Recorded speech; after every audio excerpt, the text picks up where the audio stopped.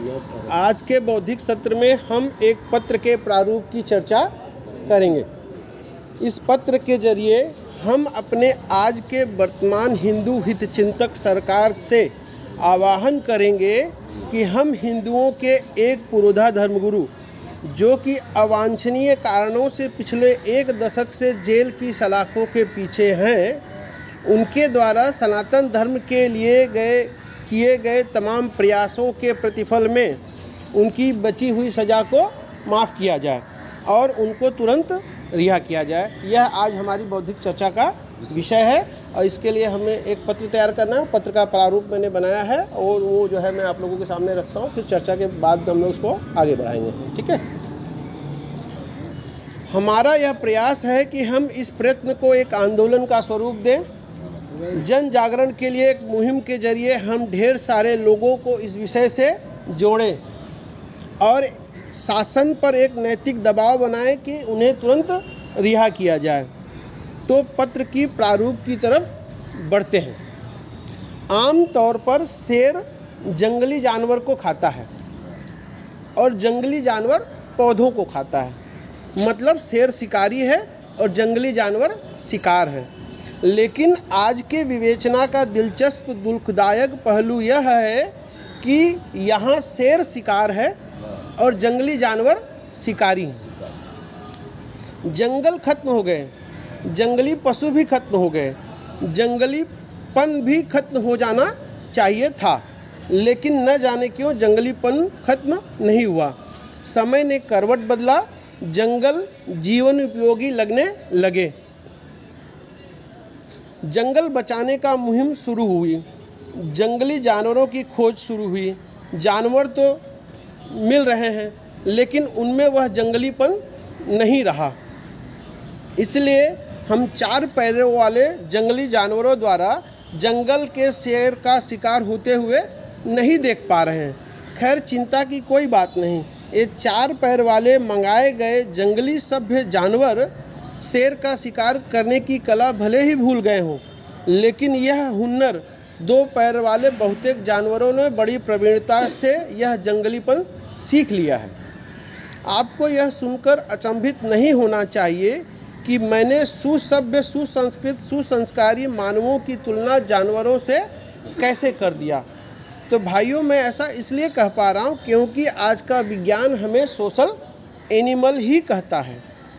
तो ऐसा नहीं है कि विषय ही इतना जटिल और इतना तथाकथित भयावह है कि जंगल तत्व के जरिए ही इस विवेचना को आगे बढ़ाया जा सकता है। हमारे इस विवेचना के शेर के विरोध में पूरी आक्रमणता और प्रायोजित षड्यंत्र के तहत इतना अधिक लिखा गया, इतना अधिक पढ़ा गया, इतना अधिक कहा गया कि प्रबुद्ध प्रभावशाली लोगों ने इस शेर के पक्ष में लिखना छोड़ दिया, पढ़ना छोड़ दिया, कहना छोड़ दिया। यहाँ तक कि प्रबुद्ध प्रभावशाली लोगों ने इस शेर के पक्ष में सोचना तक छोड़ दिया।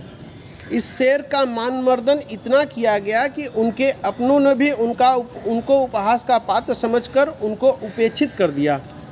जबकि यह शेर इतना जोरावर और काबिल था कि भारतीय राजनीति के सर्वमान्य अग्रणी नेता भी उनके सानिध्य प्राप्ति के लिए उनके चरणों में बैठना अपना भाग्य समझते थे, अपना गौरव समझते थे।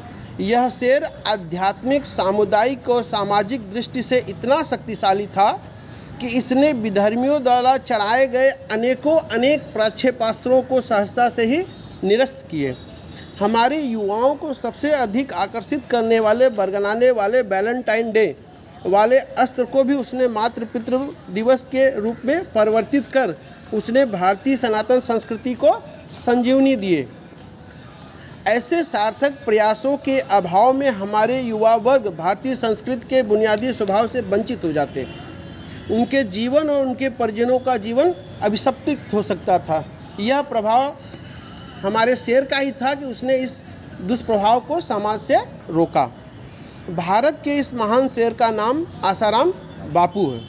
आसाराम जी एक महान प्रतिष्ठित आध्यात्मिक संत रहे हैं। ये अपने शिष्यों को सच्चिदानंद ईश्वर के अस्तित्व का उपदेश देते थे। उन्हें उनके भक्त प्रायः बापू के नाम से संबोधित करते थे। एक समय आसाराम जी के 450 से अधिक छोटे बड़े आश्रम थे। देश विदेश में इनके सदस्यों की संख्या करोड़ों में थी। जंगली जानवरों ने कई बार इस शेर के शिकार का ठाना, लेकिन हर बार पस्त हुए। शेर को भी यह आभास था कि जंगली जानवर कभी भी आक्रामक हो सकते हैं, इसलिए इस शेर ने अपने लिए बख्तरबंद बुलेट प्रूफ कैबिनेट तक बनवा रखा था। कोई उपाय न मिलता देख दुश्मनों ने नीति बदली और शेर के नैतिक चारित्रिक हनन वाले दिव्यास्त्र का प्रयोग किया। मोहम्मद गोरी को भी 16 बार युद्धभूमि में शिकस्त देने के बाद आखिरकार पृथ्वीराज चौहान जी को 17वीं बार हार का सामना करना पड़ा, सो वह हार गया। तो इस बार हमारे विजयी शेर को भी हारना ही था, वह भी हार गया। आखिरकार हम सब ने देख ही लिया, हमारे चार पैर वाले जंगली जानवरों द्वारा जंगल के शेर का शिकार होता हमने देख लिया, लेकिन इस बार हम 2 पैर वाले जंगली जानवरों द्वारा जंगल के शेर का शिकार होते देख लिए। शिकारी का सातिरपन तो देखिए, शिकार केवल शेर का ही नहीं किया, शेर का धन, धर्म, वैभव, सम्मान, यहाँ तक कि उसके पत्नी बच्चों को भी नहीं बख्शा। ऐसी सजा तो भगवान राम ने रावण या बाली तक को नहीं दिया था। यमराज को भी सावित्री पर दया आ गई थी, लेकिन इन जंगली जानवरों को तनिक भी दया भाव नहीं पनपा। आसाराम बापू व उनके बेटों को कोर्ट द्वारा आजीवन कारावास का सजा सुना दिया गया। करीब 1 दशक से आसाराम बापू और उनका बेटा नारायण साईं जेल में बंद है। क्रूरता के आलम का आकलन तो करिए, समझिए कि होता क्या है कानून में। दुनिया के क्रूरतम शासकों में से एक अंग्रेजों ने वीर सावरकर को 2 उम्र कैद की सजा दी थी, जिसका मतलब होता है कि उन्हें 50 साल जेल में रहना था 1911 में। लेकिन मात्र 13 वर्ष के बाद में उन्हें सजा से मुक्ति दी गई। उनको 13 वर्ष बाद 1924 में रिहा कर दिया गया। दुनिया के क्रूरतम शासकों को भी वीर सावरकर पे दया आ गई, लेकिन हमारे आज के शासकों को 10 वर्ष बाद भी आसाराम जी बापू पे दया की कोई दृष्टि नहीं है। 22 ठाकुरों की निशान हत्या करने वाली फूलन देवी को बिना मुकदमा चलाए 11 साल बाद 1994 में मुलायम सिंह ने राजनीतिक लाभ के लिए रिहा कर दिया।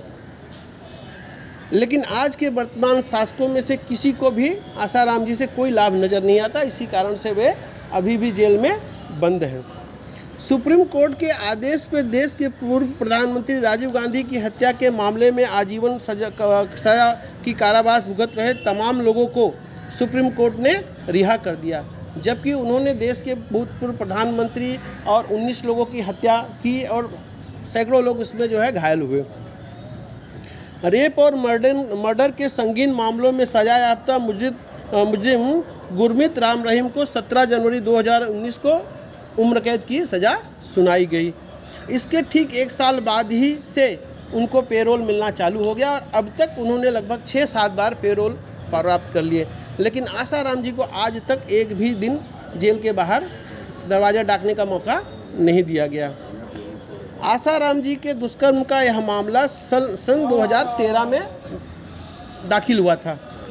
हालांकि पीड़िता के साथ तथाकथित दुष्कर्म 2001 और 2006 के साल का था, मतलब लगभग जो है 7 से 8 साल पुराने मामले में 2013 में जो है उनको सजा दी गई। पीड़िता की बहन ने ही आसाराम के बेटे नारायण साईं के खिलाफ दुष्कर्म का केस दर्ज कराया। इस मामले में आसाराम के अलावा उनकी पत्नी, उनके बेटी तक को भी गुनहगार बनाया गया, उनको भी काफ़ी दिनों तक जेल में रखा गया। इसमें कोई संदेह नहीं है कि आसाराम जी एक बेहद कुशल वक्ता और लोकप्रिय धर्म प्रचारक रहे थे। हिंदू धर्म और सनातन धर्म के उत्थान के लिए उनके योगदान को देखते हुए हम सभी को आसाराम जी जो लगभग पिछले 10 वर्षों से हिरासत में है की तत्काल रिहाई के लिए भारत सरकार से औपचारिक अपील करनी चाहिए।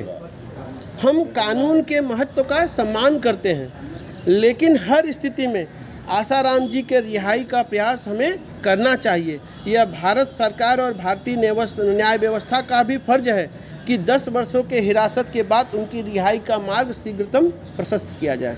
धन्यवाद।